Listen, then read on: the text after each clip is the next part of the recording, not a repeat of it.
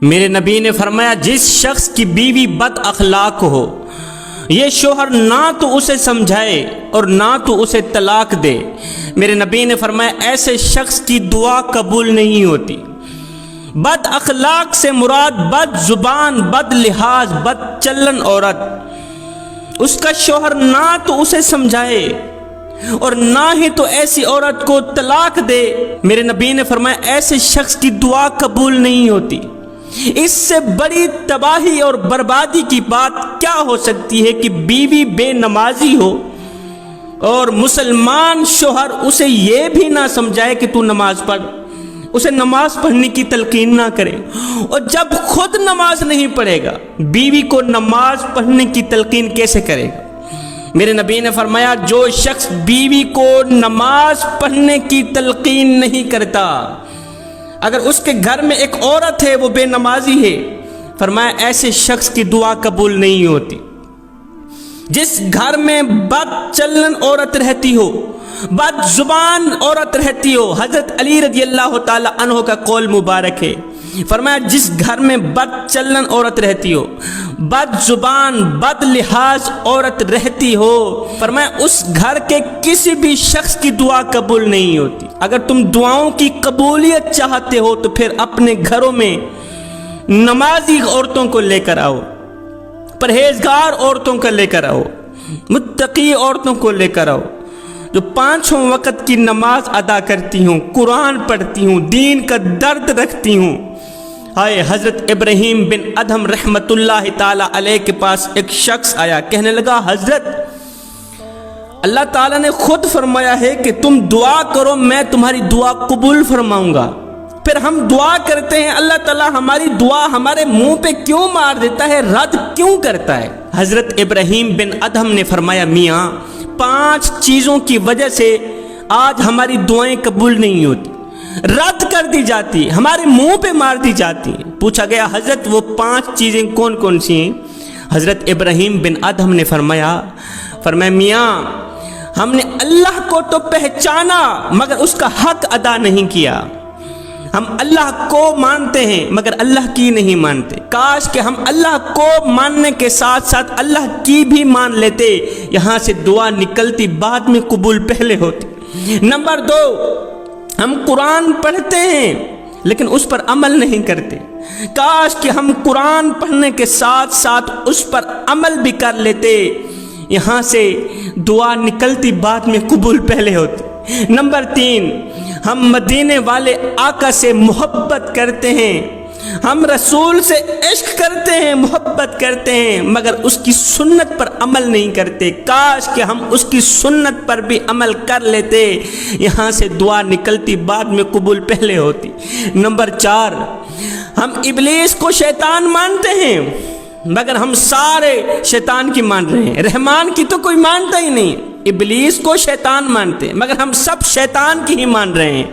کاش کہ ہم رحمان کی مان لیتے،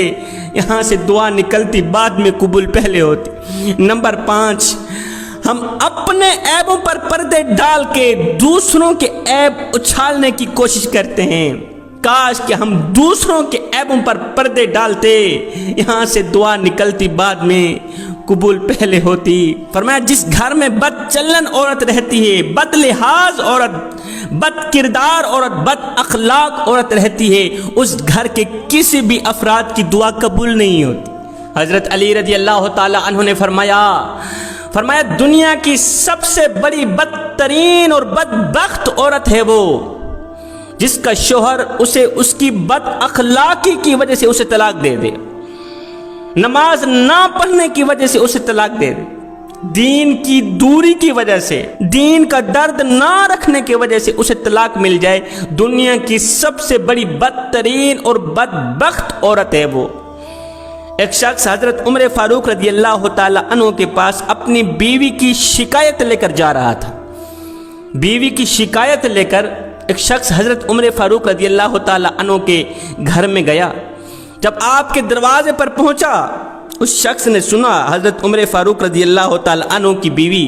اونچی آواز میں کہہ رہی ہے آج گھر میں گھی نہیں ہے، آٹا نہیں ہے، دال نہیں ہے، کھانے پکانے کی کوئی چیز نہیں ہے، جب تک کہا نہ جائے تب تک تو گھر میں کچھ آتا نہیں ہے۔ اب اس شخص نے جب بیوی کی اونچی آواز سنی، اب یہ شخص یہ کہتے ہوئے چلا گیا کہ جس مسئلے میں میں الجھا ہوا ہوں، امیر المومنین بھی اسی مسئلے سے ہی دو چار ہیں، میرا مسئلہ کیا حل کریں گے؟ یہ کہتے ہوئے یہ شخص واپسی کی طرف چلا گیا کہ میں بیوی کی شکایت لے کر آیا تھا۔ آگے حضرت عمر فاروق رضی اللہ تعالی عنہ خود اسی مسئلے میں الجھے پڑے۔ یہ کہتے ہوئے یہ شخص اپنے گھر کی طرف چلا گیا۔ بعد میں حضرت عمر فاروق رضی اللہ تعالی عنہ نے اس شخص کو بلایا، آنے کی وجہ پوچھی اور جانے کی وجہ پوچھی۔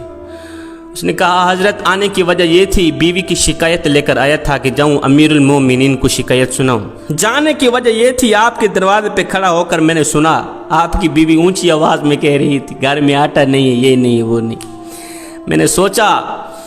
کہ جس مسئلے میں میں الجھا ہوا ہوں امیر المومنین بھی اسی مسئلے میں گرفتار ہیں۔ حضرت امیر المومنین نے فرمایا میاں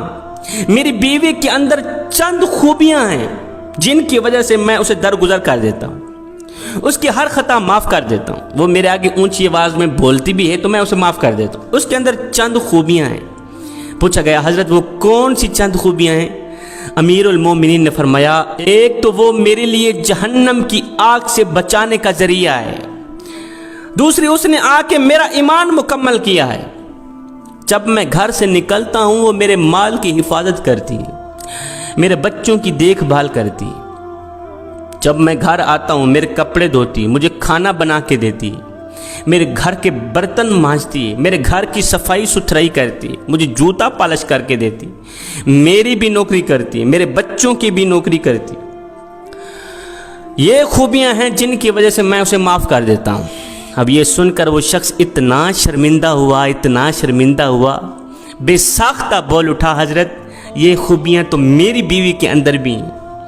یہ خوبیاں میری بیوی کے اندر بھی ہیں، ان تمام خوبیوں پر پانی پھیر کے اس کی ایک خامی لے کر میں آیا ہوں۔ حضرت آپ دعا کریں اللہ تعالیٰ مجھے بھی درگزر کرنے کی توفیق عطا فرمائے۔ آج کا انسان دوسروں کے عیب ڈھونڈنے کی کوشش کرتا ہے لیکن اپنے گریبان میں جھانک کر کے نہیں دیکھتا کہ میرے اندر بھی کوئی عیب ہے یا نہیں، میرے اندر بھی کوئی خامیاں ہیں یا نہیں۔ انسان نے کوئل سے پوچھا اگر تو کالی نہ ہوتی کتنا اچھا ہوتا۔ پھر انسان نے سمندر میں بہتے پانی سے پوچھا اوئے اگر تو کھارا نہ ہوتا کتنا اچھا ہوتا۔